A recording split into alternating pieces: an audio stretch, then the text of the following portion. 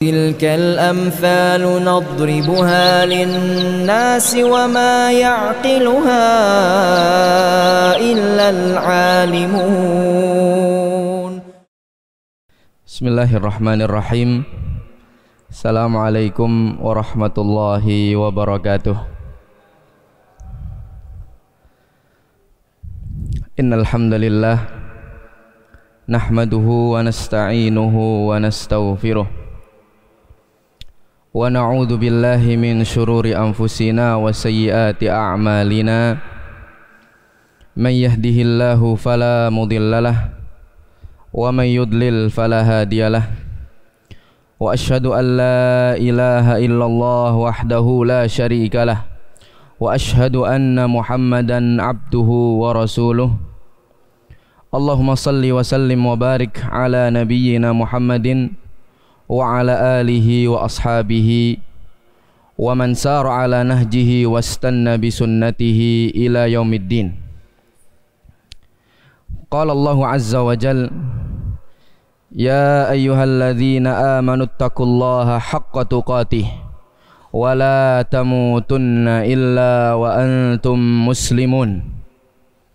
Wa qala: ya ayyuhalladzina amanu taqullaha wa qulu qawlan sadida yuslih lakum a'malakum wa yaghfir lakum dhunubakum wa man yuti'illaha wa rasulahu faqad faza fawzan 'azima.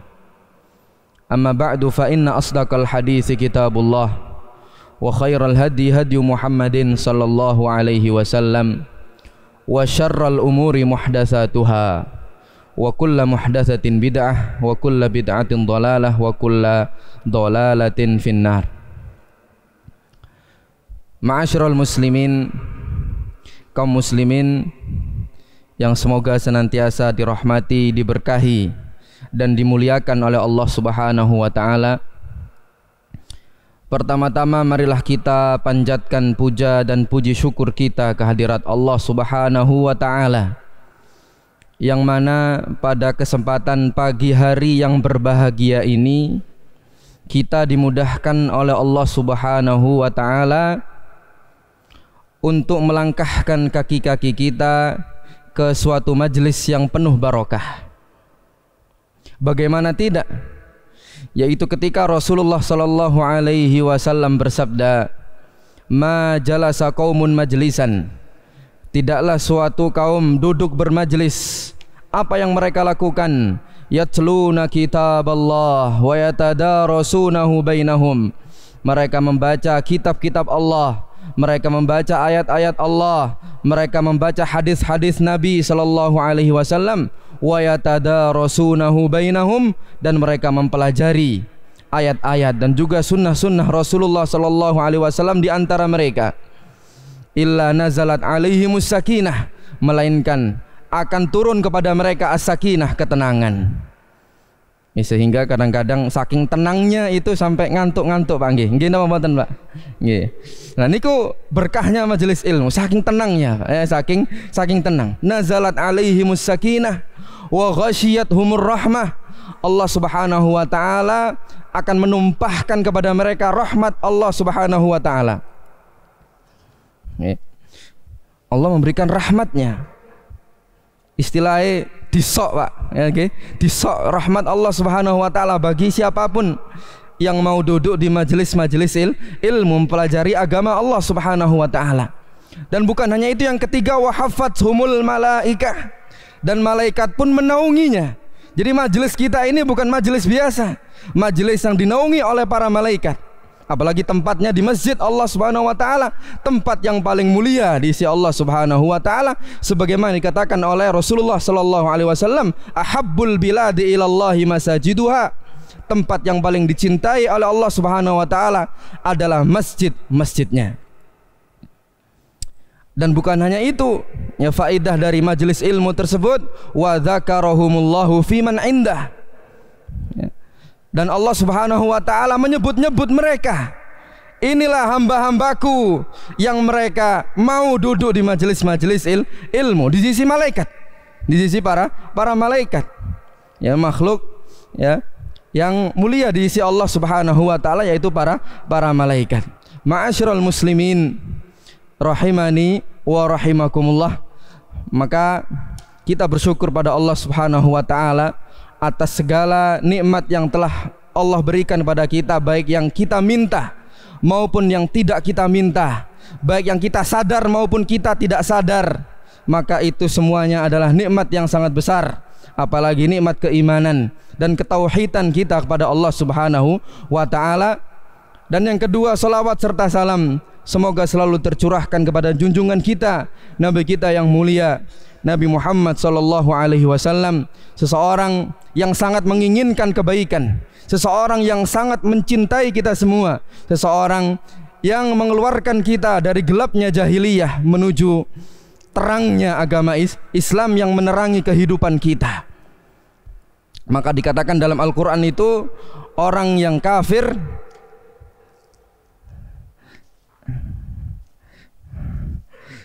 ngapunten niki enten selingan-selingane nggih. Cek wonten ngantuk nggih. Makanya Allah Subhanahu wa taala mengatakan, aw man kana maitan fa ahyainahu wa ja'alna lahu nuran yamshi bihi fin nas kama mathaluhu fi dhulumat laisa bi kharijin minha. Apakah orang yang dahulunya mati kemudian kami menghidupkannya, fa ahyainahu, dahulunya mati kemudian Allah Subhanahu wa taala menghidupkan, wa ja'alna lahu nura, dan kami jadikan bagi dia nur, cahaya, yamshi bihi fin nas, yang dia berjalan ya dengan cahaya tersebut di tengah-tengah manusia. Apakah sama orang yang seperti ini? Kama mathaluhu fi dhulumat, seperti halnya orang yang berada di tengah kegelapan yang dia tidak bisa keluar dari kegelapan tersebut. Maka orang yang beriman adalah orang yang mempunyai cahaya di tengah-tengah manusia, bukan seperti orang kafir. Karena orang kafir meskipun dia pada zahirnya niku hidup Pak, tapi batinnya atau jiwanya itu meninggal, mati, gelap, ya gelap gulita. Maka Rasulullah sallallahu alaihi wasallam ya datang diutus kepada kita semua untuk mengeluarkan kita dari gelapnya kegelapan tersebut menuju cahaya Islam yang terang benderang. Jamaah kaum muslimin yang dimuliakan oleh Allah Subhanahu wa taala. Pada kesempatan yang berbahagia ini, ya, insya Allah kita akan membahas tentang sebuah peristiwa yang menyedihkan yang melanda negeri kita tentunya, yang apabila kalau kita lihat dari kacamata syariah, ya kita lihat dari kacamata syariah, kita lihat dari kacamata agama kita, ini lebih dahsyat ya, peristiwa tersebut lebih dahsyat daripada tsunami, daripada tanah longsor, daripada gempa bumi, daripada gunung meletus yang bisa memporak-porandakan seluruh bangunan-bangunan yang ada di negeri tersebut. Maka semoga Allah Subhanahu wa taala menjaga kita semua, menjaga kita semua dari kengerian-kengerian hal tersebut, sebagaimana yang terjadi ya pada saudara kita. Ya, semoga Allah Subhanahu wa taala menjaga kita semua. Maka peristiwa ini lebih menyedihkan, ya lebih ngeri daripada itu semua, yaitu peristiwa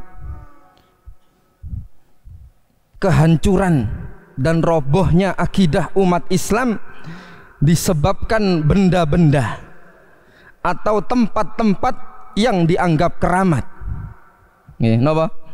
Rusaknya akidah dan juga keyakinan umat Islam roboh, ya porak-poranda akidah tersebut disebabkan benda-benda keramat ya atau tempat-tempat keramat. Betapa tidak dahsyat, karena fitnah ini menimbulkan korban yang jauh lebih dahsyat daripada segala bencana. Sangat rapuh akidah umat kita ini, ya sangat rapuh, sangat lemah. Maka memang yang seharusnya dipelajari oleh setiap kita sebagai seorang muslim ya adalah menguatkan akidah kita, menguatkan keyakinan kita. Apa itu akidah, Pak. Akidah adalah keyakinan. Keyakinan adalah yang menempel di hati kita, yang terikat di hati kita, yang kita tidak bisa berpisah darinya. Nah, itu akidah kita sebagai seorang muslim harus kita kuatkan. Keimanan kita kepada Allah Subhanahu wa taala harus kita kuatkan. Itu yang seharusnya menjadi titik berat pertama kita yang harus kita pelajari sebagai seorang muslim. Maka bagaimana seandainya kita dihadapkan kepada fitnah yang lebih dahsyat daripada itu? Ya, fitnah Dajjal, Pak. Ya, fitnah Dajjal. Kalau seandainya dengan benda-benda ini, ya, benda-benda yang dianggap keramat, tempat-tempat yang dianggap keramat ini kita sudah terfitnah, bagaimana lagi apabila datang yang fitnah yang paling besar, yaitu fitnah Ad-Dajjal, yang notabene fitnah ini bisa menghidupkan ya orang yang mati, bisa menyembuhkan orang yang sakit, bisa menumbuhkan tanaman-tanaman yang kering kerontang, yang tadinya kering menjadi subur semuanya. Maka tidak bisa dibayangkan, ya. Maka inilah pentingnya kita mempelajari akidah yang benar. Akidah yang benar agar kita tidak terjerumus. Kita memohon pada Allah Subhanahu wa taala ya, untuk mengembalikan umat kita kepada agama yang lurus. Jamaah kaum muslimin yang dirahmati oleh Allah Subhanahu wa taala. Apa pentingnya, apa urgensi? Ya, ini poin yang pertama. Apa urgensi mempelajari akidah yang benar? Ya. Apa pentingnya kita mempelajari akidah yang benar, mempelajari keyakinan yang benar?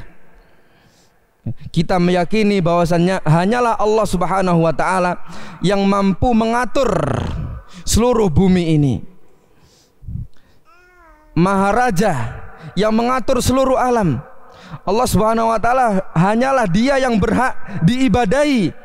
Tidak ada hal yang lain yang layak untuk diibadahi, dan hanyalah Allah Subhanahu wa taala yang memiliki segala kesempurnaan, baik dalam nama-namanya maupun sifat-sifatnya. Maka itu adalah keyakinan kita sebagai seorang muslim. Maka jawabannya adalah tauhid, ya, tauhid, pengesaan kita terhadap Allah Subhanahu wa taala. Ini adalah jalan kebahagiaan dan jalan keselamatan di dunia maupun di akhirat. Ya, jalan kebahagiaan, jalan keselamatan ya kita di dunia maupun di akhirat. Rasulullah sallallahu alaihi wasallam bersabda, "Man qala la ilaha illallah dakhalal jannah." Barang siapa yang mengatakan la ilaha illallah, tidak ada ilah yang berhak diibadahi kecuali Allah Subhanahu wa taala, maka dia akan masuk surga. Ya, maka dia akan masuk surga, dan tentunya ini memiliki syarat-syarat dan konsekuensi, Pak. Ya, memiliki beberapa syarat-syarat dan konsekuensi, dan juga kita harus menghindari diri kita dari pembatal-pembatal. Ya, pembatal-pembatal tauhid seperti.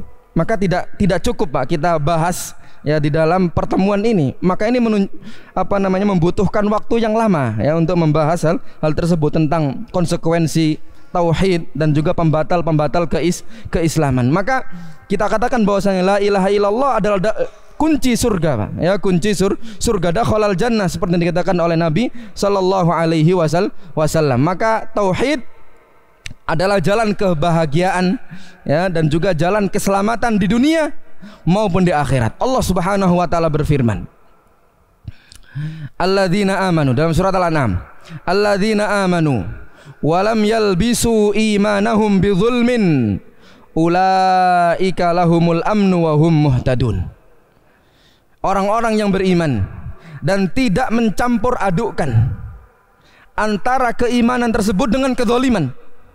Mbak, para sahabat yang dikatakan kepada mereka firman ini yang ketika disampaikan oleh Nabi SAW, alladzina amanu walam yalbisu imanahum bidzulmin, maka mereka mengatakan, ya Rasulullah, ayyuna la yadhlim, siapa di antara kita yang tidak mendolimi dirinya, yang tidak berbuat dolim kepada dirinya, maka kita semuanya mengaku bahwasanya kita pernah berbuat kezaliman. Nah ini berat berarti. Walam yalbisu imanum bidzulmin, dan tidak mencampurkan keimanannya dengan kezaliman. Maka apakah itu yang dimaksud oleh Allah Subhanahu wa taala? Maka Rasulullah sallallahu alaihi wasallam beliau menyampaikan tafsir dari ayat ini langsung. Maka kata beliau sallallahu alaihi wasallam, bukan seperti itu yang dimaksud. Yang dimaksud adalah apa yang disampaikan oleh Allah Subhanahu wa taala dalam surat Luqman. Ya, bagaimana nasihat Luqman kepada anaknya? Ya bunayya la tusyrik billah. Wahai anakku, janganlah engkau mempersekutukan Allah Subhanahu wa taala dengan suatu apapun. Innasyirka la dzulmun azim. Sesungguhnya kesyirikan tersebut merupakan kezaliman yang sangat besar. Maka inilah yang dimaksud dengan zulm tersebut. Maka itu yang dimaksud dengan zulm. Alladzina amanu wa lam yalbisu imanahum bidzulmin. Tidak mencampur adukkan keimanannya tersebut dengan apapun kesyirikan, maka merekalah akan mendapatkan keamanan. Ulaika lahumul aman, mereka akan mendapatkan keamanan wa hum muhtadun, dan mereka adalah orang-orang yang mendapatkan hidayah, keamanan di dunia. Ya, keamanan di dunia dengan Allah Subhanahu wa taala meridhoinya.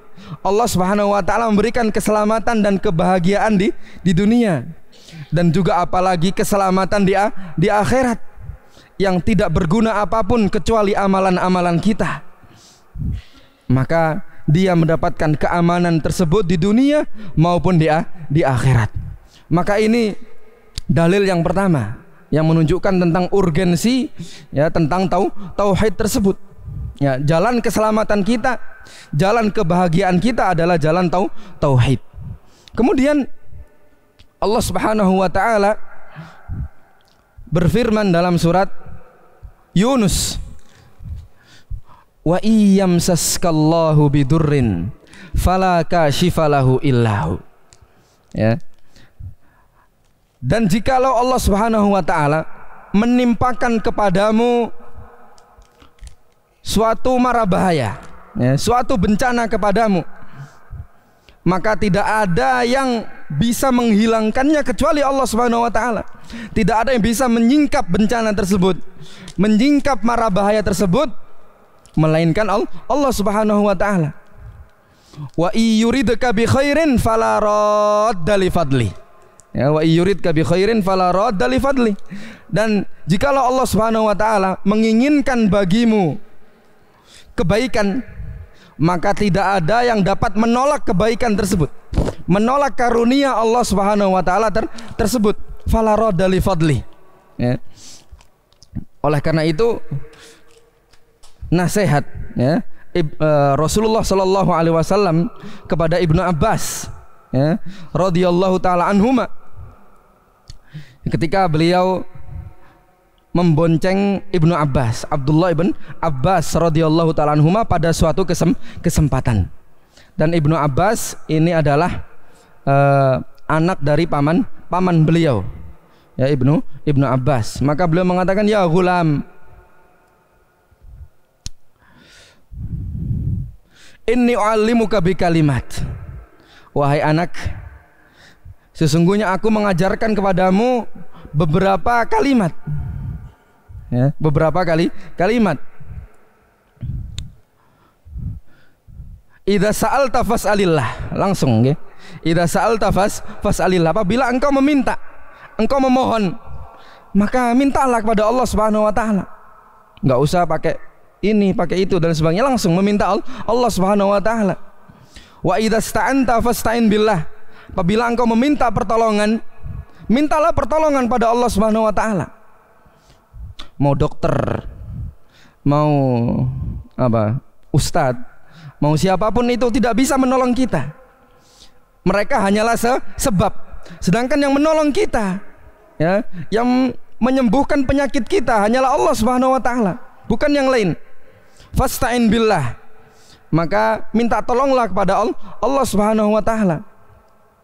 Wa'lam annal ummah law ijtama'at ala an yanfa'uka bi syai'in lam yanfa'uka illa bi syai'in qad katabahu Allahu lak. Dan ketahuilah wahai Ibnu Abbas, kalau seandainya seluruh umat, Pak, seluruh manusia berkumpul untuk memberikan manfaat kepadamu, mereka tidak bisa memberikan manfaat apapun itu kecuali yang telah ditetapkan oleh Allah Subhanahu wa taala. Ya, maka ini Nabi Shallallahu alaihi wasallam memberikan penjelasan kepada kita tentang tauhid yang benar, ya, tentang bagaimana kita berkeyakinan yang benar sesuai dengan ajaran Allah dan juga Rasulnya sallallahu alaihi wasallam. Dan ketahuilah Ibnu Abbas, kalau seandainya seluruh umat, seluruh manusia ingin memberikan mara bahaya kepadamu, mereka tidak akan bisa memberikan mara bahaya kecuali sesuatu yang telah Allah Subhanahu wa taala tetapkan pada kamu. Kalau memang sudah takdirnya, maka bagaimana lagi? Ya, bagaimana lagi? Memang itu takdirnya, dia mendapatkan mara bahaya tersebut. Maka ini jamaah sekalian dirahmati Allah Subhanahu wa taala, tauhid jalan menuju kebahagiaan, jalan menuju keselamatan. Sedangkan sebaliknya, ya, penyelewengan dalam akidah, okay, penyelewengan dalam akidah, maka ini jalan menuju kebinasaan dan juga jalan menuju kehinaan di dunia maupun di akhirat. Ya, hina, ya, hina di dunia maupun di akhirat. Kemudian selanjutnya kita mempelajari definisi, Pak, nggih, definisi tentang keramat itu sendiri, ya, definisi tentang keramat itu sendiri. Keramat, ya, kita kan tadi judulnya, Pak, ya, benda-benda keramat ataupun tempat-tempat keramat. Apakah ada dalam pandangan Islam? Dan kita tadi telah sebutkan, ya, urgensi pentingnya mempelajari tauhid. Maka menurut Kamus Besar Bahasa Indonesia nih, kula wacana, Bang, nggih. KBBI bermakna suci dan bertuah yang dapat memberikan efek magis, ya, dapat memberikan efek luar biasa, ya, di luar nalar manusia. Suci, Pak, ya, keramat itu benda yang disucikan yang dapat memberikan efek magis, ya, efek luar biasa dan psikologis kepada pihak lain. Jadi ini, ya, benda keramat ini berarti diyakini dia memiliki pengaruh, ya, dia memiliki pengaruh, dapat memberikan manfaat, dapat memberikan madorot, ya, dapat memberikan manfaat dan juga dapat memberikan bahaya, ya, dari benda-benda tersebut dan juga tempat-tempat tersebut. Kedap, Pak, kamu di bawah, ya.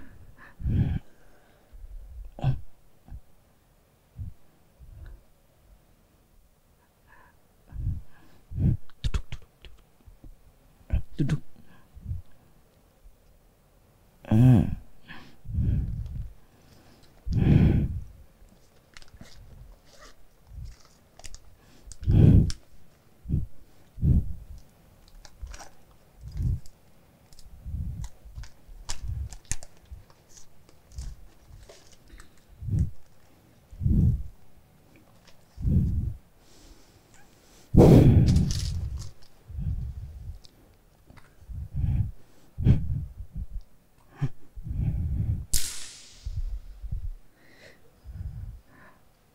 Di tengah-tengah kemajuan teknologi, Pak, ya, kita di sini sekarang merasakan bagaimana kemajuan teknologi, ya, kemajuan berbagai macam elektronik yang baru dan ilmu-ilmu yang baru dan lain sebagainya.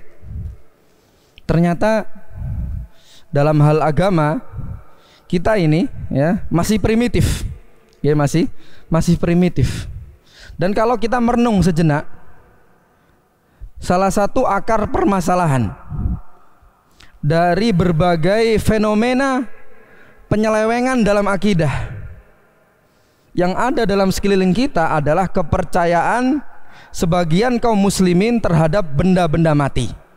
Jadi akar masalahnya, Pak, adalah kepercayaan sebagian kaum muslimin terhadap benda-benda mati.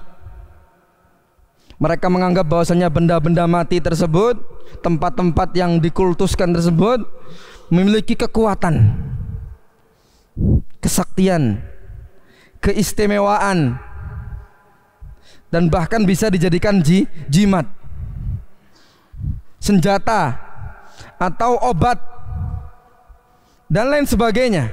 Maka keyakinan-keyakinan seperti ini adalah keyakinan-keyakinan yang khurafat, Pak. Ya, khurafat atau khayalan saja yang dibuat-buat oleh manusia. Yang sebenarnya tidak ada. Ya, hakikatnya tidak ada, tapi itu adalah suatu yang dibuat-buat. Maka keyakinan seperti ini kadang-kadang masih mendarah daging ya di sebagian kaum muslimin. Tentu kita tahu bahwasannya ada yang namanya batu, Pak nggih, batu. Ya, batu akik dan lain sebagainya. Ya, batu akik. Sinten sing ada batu akik ini? Batu akik dan lain sebagainya. Ya, menurut sebagian orang, ya, alhamdulillah kalau kita enggak, Pak. Ya, alhamdulillah kita ini mempelajari, Pak. Ya, bukan menghukumi. Oh, kamu kayak seperti ini, kamu enggak. Kita mempelajari. Ya, kita mempelajari bahwasanya kita ingin selamat, ya, hidup kita di dunia maupun di akhirat. Jadi sebagian orang itu menganggap bahwasanya batu akik ini memiliki kekuatan gaib. Ya, memiliki kekuatan supranatural, atau bahasanya seperti itulah ya, supranatural. Jadi ketika seseorang memakai batu akik tersebut misalkan, maka ini bisa dijadikan jimat. Ya. Jadi, orang yang melihat langsung takut, Pak, dengan batu akik tersebut, karena sakti ini, ya, batunya sakti. Atau sebagian orang meyakini bahwasannya peninggalan sejarah dari umat-umat sebelum kita, ya, kerajaan-kerajaan sebelum kita, seperti pusaka-pusaka peninggalan, apa seperti keris, ya, keris, tombak misalkan, atau kereta-kereta yang digunakan oleh orang-orang zaman dahulu. Maka sebagian orang meyakini bahwasannya benda-benda mati ini memiliki kekuatan mistis, ya, punya kekuatan gaib, yang mampu menyembuhkan, ya, yang mampu menolak bala, yang mampu mendatangkan manfaat, atau mungkin meyakini bahwasanya itu bisa mendatangkan rezeki, melancarkan rezeki misalkan. Maka ini adalah keyakinan yang di luar Islam. Ya, Islam tidak mengajarkan hal tersebut. Dan juga di tengah-tengah kemajuan teknologi seperti ini, sebagian orang masih menganggap bahwasannya ketika mereka melihat sebuah pohon yang besar, ya, Pak, ratusan tahun, ya, ratusan tahun, pohon yang besar, ya, akarnya menjulang tinggi, ya, batangnya besar dan lain sebagainya, maka mereka pun mempersembahkan berbagai macam sesajen, ya, menyembelih dan lain sebagainya, mengkultuskan, mengkeramatkan dan lain sebagainya. Maka ini semuanya bukanlah dari Islam, keluar dari ajaran Islam, karena Islam tidak mengajarkan hal tersebut. Dan kita akan sampaikan bagaimana gambaran keyakinan orang-orang jahiliyah zaman dahulu, Pak. Okay. Kalau tadi kita paparkan fenomena yang terjadi ya zaman sekarang, sebagian, Pak, ya, sebagian. Ya, kalau mereka bukan kaum muslimin, alhamdulillah. Tapi kalau kaum muslimin yang melakukan hal tersebut, maka itu sangat berbahaya. Ya, sangat berbahaya. Karena keyakinan tersebut sangat menyeleweng dari Islam. Maka bagaimanakah gambaran keyakinan orang-orang jahiliyah zaman dahulu? Maka ini kita akan menyampaikan, ya, beberapa dalil-dalil, ya, yang menunjukkan memang keyakinan jahiliyah seperti ini.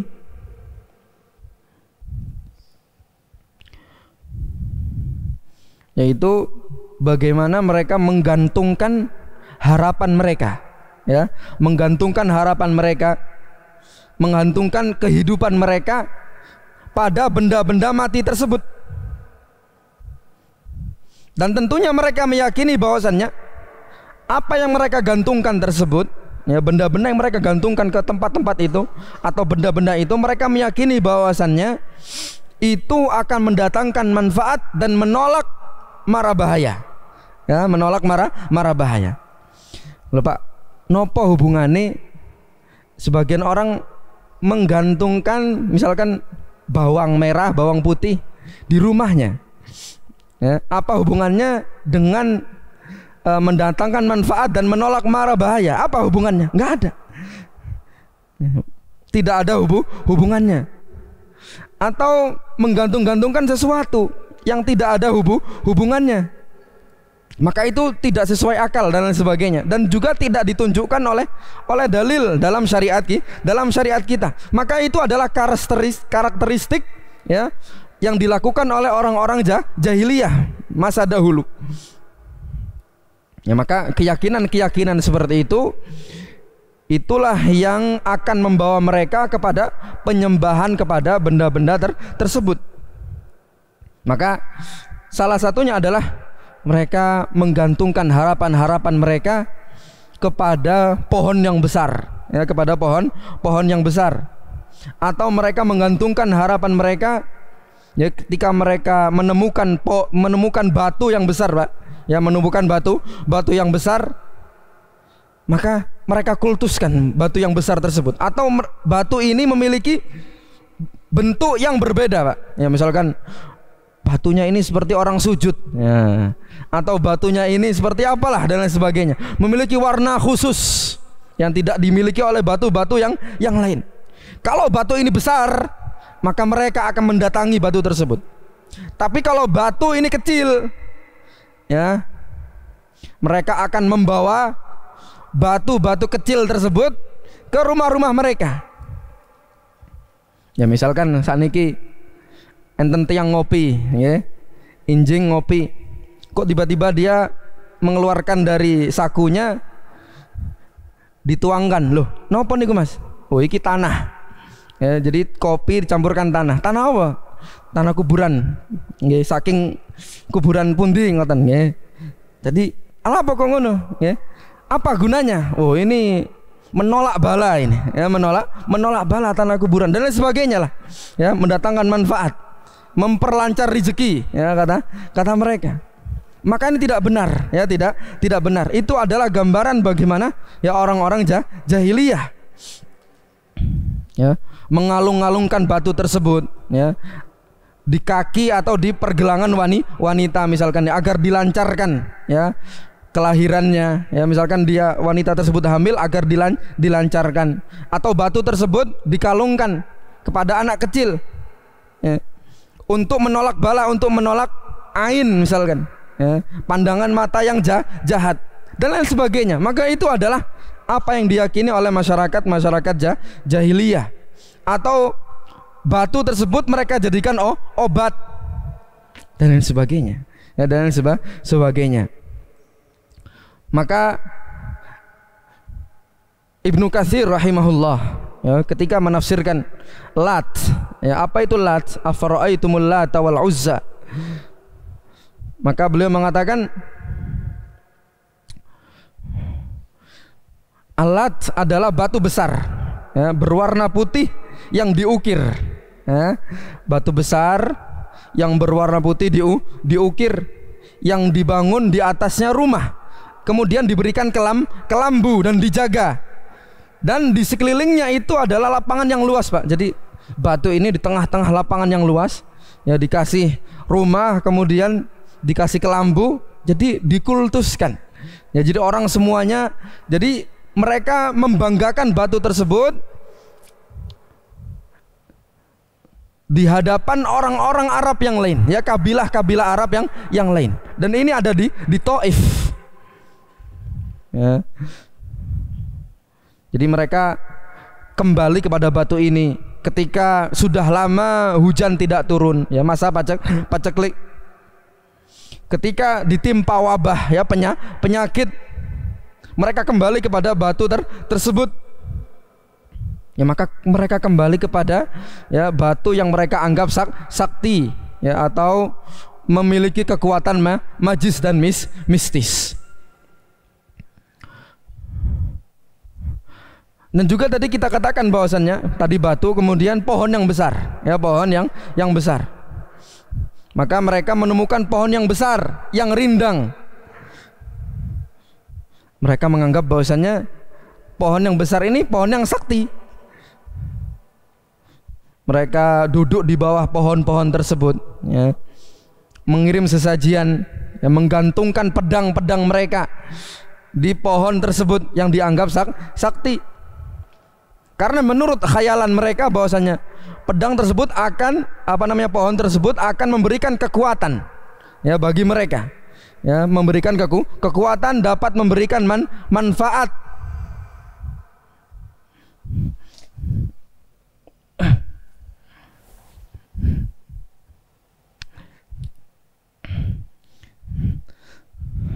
Ada dalilnya tapi panjang, Pak, ya, tapi panjang, yaitu apa yang disampaikan oleh Abu Waqid Al-Laitsi, ya, radhiyallahu taala anhu,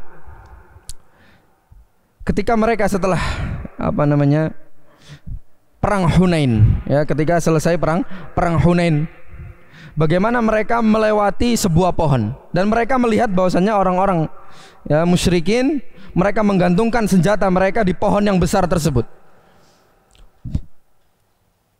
Maka mereka mengatakan, ya Rasulullah, ij'al lana dzata anwat. Ya Rasulullah, jadikan untuk kami sesuatu yang bisa untuk digantung-gantungkan ini, sebagaimana mereka menggantungkan pedang-pedang mereka tersebut pada pohon yang besar ini. Maka Rasulullah SAW mengatakan, Allahu Akbar. Ya, beliau mengatakan Allahu Akbar, Allahu Akbar, Allah Maha Besar, inna sunan. Ternyata ini merupakan sunan, ya, jalan-jalan orang sebelum kalian. Jadi perkataan ini juga pernah dikatakan, ya, maka di sini dikatakan walladzi nafsi biyadihi kama qalat banu Israil li Musa. Perkataan kalian ini seperti perkataan dahulu, ya, Banu Israil kepada Nabi Musa alaihi salam. Ya, ketika Nabi Musa alaihissalam dan juga Bani Israel diselamatkan oleh Allah Subhanahu wa taala dari kejaran Fir'aun. Ini Bani Israel, Pak. Jadi mereka menyaksikan dengan mata kepala mereka sendiri bagaimana laut terbelah, Pak. Ya, bagaimana laut terbelah. Bagaimana laut ini terbelah sesuai dengan kabilah-kabilah mereka. Ya, banyak, jadi terbelah. Jadi mereka gampang untuk keluar dari laut yang besar tersebut. Nah, setelah Allah Subhanahu wa taala menenggelamkan Fir'aun dan bala tentaranya, ini Bani Israel ini mengatakan kepada Nabi Musa, ya Musa, ij'al lana ilahan kama lahum aliha. Mereka melihat bahwasanya ada orang-orang yang menyembah, ya, patung-patung, ya, selain Allah Subhanahu wa taala. Mereka mengatakan, ya Musa, wahai Musa, jadikanlah untuk kami sesembahan-sesembahan seperti halnya mereka memiliki sesembahan. Ini sangat ngeyel, ya, sangat ngeyel. Ini terjadi, ya, dalam Banu Israel. Maka dikatakan oleh Nabi SAW, latarkabanna sunana man kana qablakum. Benar-benar kalian akan mengikuti sunnah-sunnah, yaitu jalan-jalan orang-orang sebelum kalian. Maka di riwayat ini dikatakan bahwasannya kenapa mereka mengatakan hal tersebut? Karena mereka baru saja memeluk Islam. Jadi masih ada pengaruh-pengaruh jahiliyah di dalam sebagian para sahabat tersebut yang mengatakan perkataan ini. Sedangkan para sahabat yang dari dulu yang memeluk Islam tidak mengatakan perkataan tersebut. Maka inilah, ya, bagaimana, ya, gambaran keyakinan jahiliyah, Pak, ya, yang pada zaman itu. Dan kepercayaan seperti ini telah dihapuskan oleh Rasul sallallahu alaihi wasallam. Yaitu ketika Rasulullah sallallahu alaihi wasallam beliau berkhutbah, ya, ketika haji wada. Ya, haji wada ini haji yang terakhir, Pak. Dan Nabi SAW hanya berhaji sekali seumur hidup. Ya, hanya berhaji sekali seumur hidup pada tahun ke-10 Hijriah. Yang beliau tidak berhaji sebelumnya dan juga setelahnya. Karena setelahnya tahun 11 beliau meninggal. Ya, beliau meninggal sallallahu alaihi wasallam. Maka beliau berhaji ketika tahun ke-10. Beliau mengatakan, ala kullu syai'in min amril jahiliyah tahta qadamayya maudhu'. Ketahuilah wahai sekalian kaum muslimin. Jadi beliau berkhutbah, Pak. Ya, berkhutbah ya, di Mina, ya, menyampaikan pada seluruh manusia. Ketahuilah wahai seluruh manusia, segala perkara jahiliyah telah aku kubur di bawah kakiku ini. Ya, enggak ada. Ya, maka ketika datangnya Rasulullah SAW diutuskan Islam, maka perkara-perkara jahiliyah beliau kubur dalam-dalam di bawah kaki beliau. Ya. Tidak meyakini lagi dengan keyakinan-keyakinan tersebut. Dan memang Nabi SAW juga beliau telah memperingatkan kita. Ya, beliau telah memperingatkan kita jauh-jauh hari, 1400 tahun yang lalu. Sudah memperingatkan bahwasanya umat ini, ya, umatnya Nabi Muhammad SAW ini akan mengikuti kesesatan, ya, atau penyelewengan, kesyirikan yang dilakukan oleh umat-umat sebelum kita. Rasulullah sallallahu alaihi wasallam bersabda, la tattabi'anna sananal ladzina min qablikum. Benar-benar kalian akan mengikuti sunnah-sunnah, ya, jalan-jalan orang-orang yang sebelum kalian. Shibran bi shibrin, jengkal demi jengkal. Dhira'an bi dhira'in, hasta demi hasta. Dan bahkan kata Nabi SAW, hatta law dakhalu juhra dhabbin. Bahkan kalau seandainya mereka memasuki juhar ini, napa Pak bahasa Jawa nih? Sarang, nah, sarang. Juhra dhab. Dhab ini biawak, tapi biawak yang enggak ada di selain Arab, Pak. Biawak Arab, ya, dhab namanya, ya, dhab. Yang warnanya kuning, ya, kuning. Jadi bentuknya itu kayak tokek gitu, Pak, tapi gede. Hatta law dakhalu juhra dhabbin lattaba'tumuh, ya.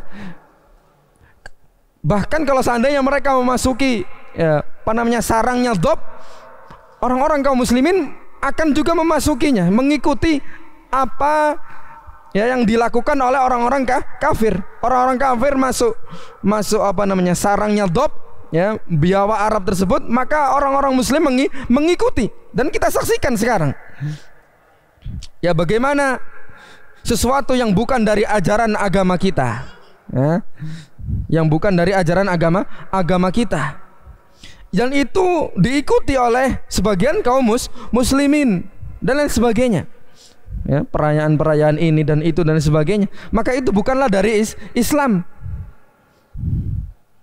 Maka para ulama mengatakan, kenapa di sini Nabi SAW memisalkan, ya, memisalkan dengan permisalan dhab? Kenapa enggak kalau seandainya mereka memasuki sarangnya, Pak, misalkan ular, sarangnya tikus misalkan, kenapa enggak itu hewan-hewan ini? Tapi kenapa kok disebutkan dhab, ya, biawak Arab? Karena para ulama mengatakan bahwasannya dhab ini sarangnya itu sangat sempit, Pak.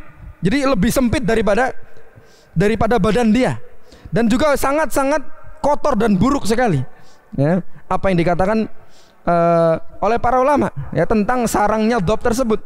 Maka umat Islam ini, ya, itu sudah diperingatkan oleh Rasul SAW, ya, tentang bahaya tersebut. Kalian akan memasukinya, ya, sedikit demi sedikit akan mengikuti sunnah-sunnah sebelum kalian. Siapa ya Rasul?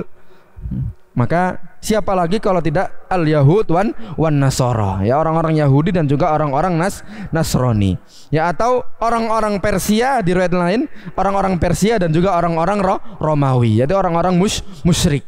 Maka Ini sudah diwanti-wanti, diperingatkan oleh Rasul sallallahu alaihi wasallam. Dan juga Rasul sallallahu alaihi wasallam bersabda dalam hadis yang diriwayatkan oleh Imam Muslim dari Ibnu Abbas, ada 3 orang yang sangat dibenci oleh Allah Subhanahu wa taala.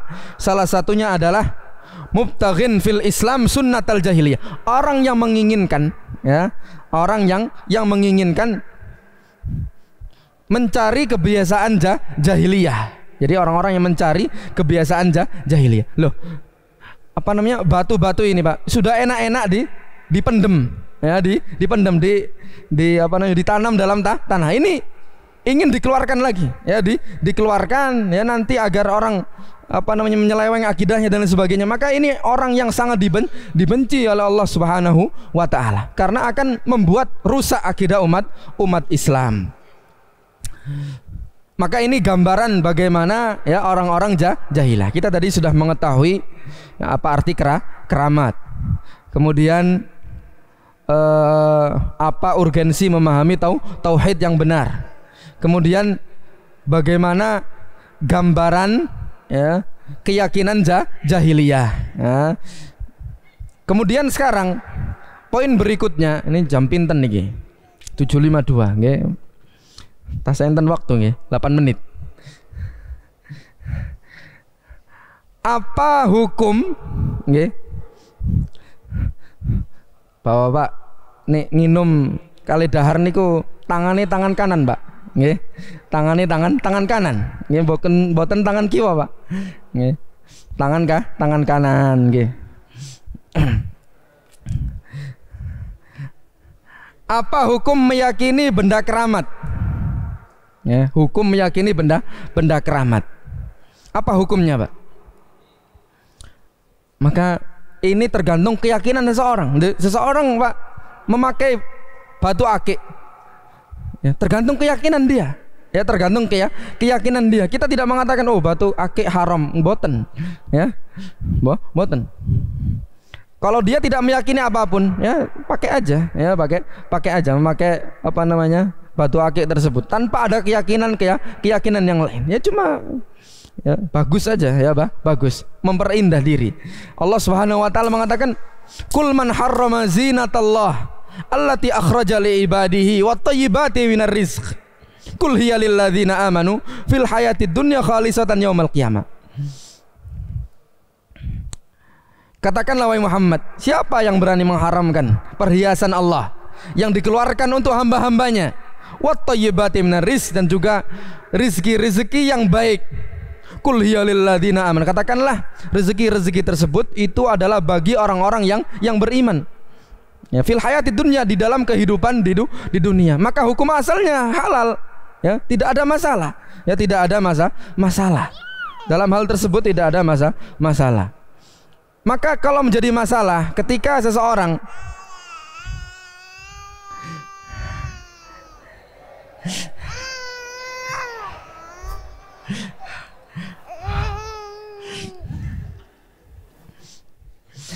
nggih, niki titingkas nggih.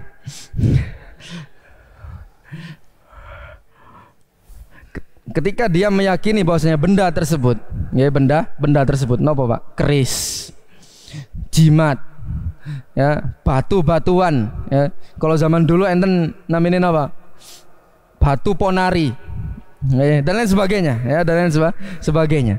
Kalau meyakini bahwasannya benda tersebut zatnya mendatangkan manfaat dan menolak bahaya, ya, zat benda ini, Pak, mendatangkan manfaat. Loh, nopo hubungannya, Pak? Ya, tiang sakit kali batu. Ya, dia diberikan batu, dicelupkan batu. Apa hubungannya dengan orang sakit? Nggak ada hubungannya.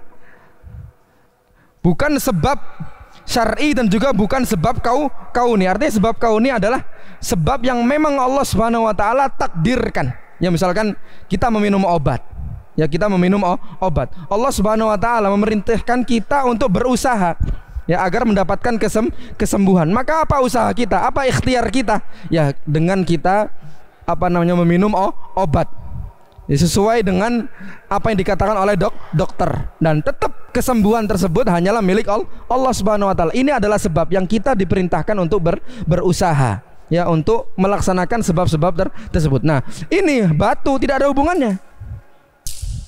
Maka kalau dia meyakini hal tersebut zatnya, ya, zatnya mendatangkan manfaat dan juga menolak mudarat, ya, menolak bahaya, maka ini merupakan, ya, syirik yang besar, Pak. Ya, syirik akbar.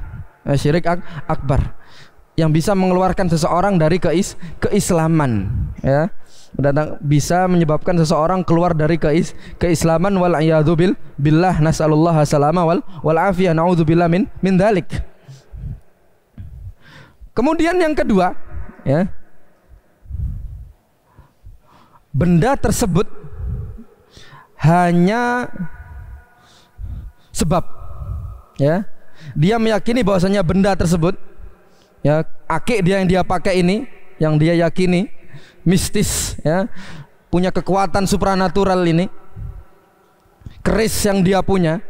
Loh, seseorang kadang-kadang punya keris, Pak, di rumahnya, nggak apa-apa, ya, tidak apa-apa, hukum asalnya tidak apa-apa. Jadi misalkan melestarikan budaya Indonesia, nggak apa-apa, selama tidak ada keyakinan. Ya, cuma barang biasa kayak HP yang Anda simpan di lemari Anda dan sebagainya, nggak apa-apa, nggak ada masalah, ya, tidak ada masalah. Tapi ketika keris tersebut diyakini oleh seseorang dapat mendatangkan manfaat dan menolak bahaya, maka tadi, ya, kalau zatnya keris tersebut bisa mendatangkan manfaat dan menolak bahaya, maka itu syirik yang besar. Naudzubillah min dzalik. Dan kalau dia meyakini bahwasanya keris tersebut itu hanyalah sebab, ya, sebab, dan yang mendatangkan manfaat dan juga madarat atau bahaya adalah Allah Subhanahu wa taala, maka keyakinan seperti ini adalah syirik kecil. Ya, syirik kecil yang sangat berbahaya. Ya, dua-duanya sama-sama syirik, tapi yang pertama besar, Pak. Ya, bisa mengeluarkan seseorang dari keislaman dan lain sebagainya, ya, dan lain sebagainya. Maka semoga Allah Subhanahu wa taala, ya, menjaga kita dari bahaya-bahaya tersebut. Sebenarnya ini masih panjang, Pak. Ya, kemarin yang sebelumnya juga kita bahas tentang perdukunan, belum selesai. Ya, masih banyak itu contoh-contohnya, ya, dan juga apa ciri-ciri dukun belum kita sampaikan. Ya, ya, kadang-kadang kita ini nggak tahu, pergi ke orang pinter, ya, dan sebagainya, mengobati dengan cara-cara yang mistis dan lain sebagainya. Maka itu ada ciri-cirinya dan kita belum sampaikan. Sekarang juga sebenarnya masih ada pembahasan yang lain, bagaimana keyakinan Nabi Shallallahu Alaihi Wasallam, ya, dan juga keyakinan para sahabat. Kalau tadi kan kita sampaikan bagaimana keyakinan orang-orang jahiliyah, ya, pada masa jahiliyah, dan apa keyakinan Nabi SAW dan juga para sahabatnya ketika menemukan benda-benda yang ajaib, Pak, ya, menemukan benda-benda yang ajaib. Apakah mereka bawa ke rumah, ya, kemudian mereka celupkan ke kopi mereka, ya, misalkan, ya, mereka celupkan ke minuman-minuman mereka dan lain sebagainya. Apakah mereka simpan di lemari, ya, agar mendatangkan uang dan lain sebagainya. Maka, ya, karena waktunya habis, Pak, ya, maka banyak di sini ada 9 kejadian, ya, yang Rasulullah SAW dan para sahabatnya menemukan hal-hal yang di luar kemampuan manusia, yang tidak dijumpai di kebiasaan manusia. Nggih, cekap semanten, nggih, ngapunten apabila banyak salah, ya, salah kata, ya, perbuatan yang salah. Nggih, kula minta maaf yang sebenar-benarnya, ya, sebesar-besarnya. Nggih. Kita akhiri, ya, subhanakallahumma bihamdika asyhadu an la ilaha illa anta astaghfiruka wa atubu ilaik. Wa sallallahu wasallama ala nabiyyina Muhammadin wa ala alihi wa sahbihi wasallam. Assalamualaikum warahmatullahi wabarakatuh. Al-Furqan TV, saluran pendidikan, dakwah, dan inspirasi Islami.